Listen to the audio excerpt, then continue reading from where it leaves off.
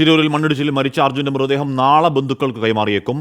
Mangaluru forensic ലാബിലേക്ക് അയച്ച DNA സാമ്പിളുകളുടെ പരിശോധനാ ഫലം നാളെ കിട്ടുമെന്നാണ് പ്രതീക്ഷ എന്ന് ഉത്തര കന്നഡ ജില്ലാ പോലീസ് മേധാവി M. നാരായണ പറഞ്ഞു. പുഴയിൽ നിന്ന് കരയിലേക്ക് മാറ്റിയ ലോറിയിൽ നിന്ന് കൂടുതൽ അസ്ഥിഭാഗവും വസ്ത്രങ്ങളും കണ്ടെത്തി. ലോറിയുടെ ക്യാബിനിൽ നിന്ന് ലഭിച്ചത് അർജുന്റെ ശരീരഭാഗങ്ങളാണെന്ന് ഉറപ്പിക്കുമ്പോഴും നിയമ നടപടിക്രമങ്ങൾ പൂർത്തീകരിക്കേണ്ടത് അനിവാര്യമാണ്. DNA പരിശോധനാ ഫലത്തിലൂടെ സ്ഥിരീകരിച്ചാൽ മൃതദേഹം ബന്ധുക്കൾക്ക് വിട്ടു നൽകും.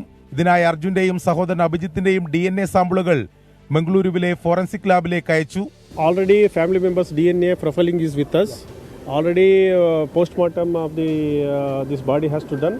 And today there is some more bones are left in the cabin, so we are retrieving it. It will be given to the doctors. Today evening they are doing the autopsy and they shape the entire body.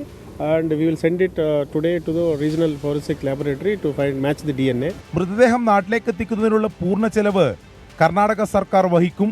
അർജുന്റെ മൃതദേഹവും വഹിച്ചുള്ള ആംബുലൻസിനെ Karnataka police അനുഗമിക്കും. അതിനിടെ കൂടുതൽ ക്രെയിനുകൾ എത്തിച്ച് പുഴയിൽ നിന്ന് lorry കരയിലേക്ക് മാറ്റി.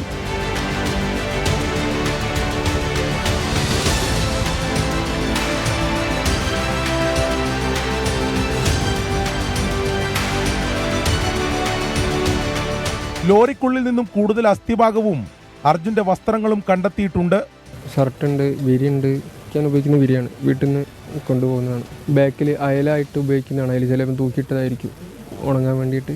ഈ കാണുന്ന ഗംഗാവലിപ്പുഴയുടെ ആഴങ്ങളിൽ ഇനിയുമുണ്ട് 2 മനുഷ്യർ, ലോകേഷും ജഗന്നാഥും. അവർക്കെന്ത് സംഭവിച്ചു എന്ന ചോദ്യത്തിനും ഉത്തരം വേണം.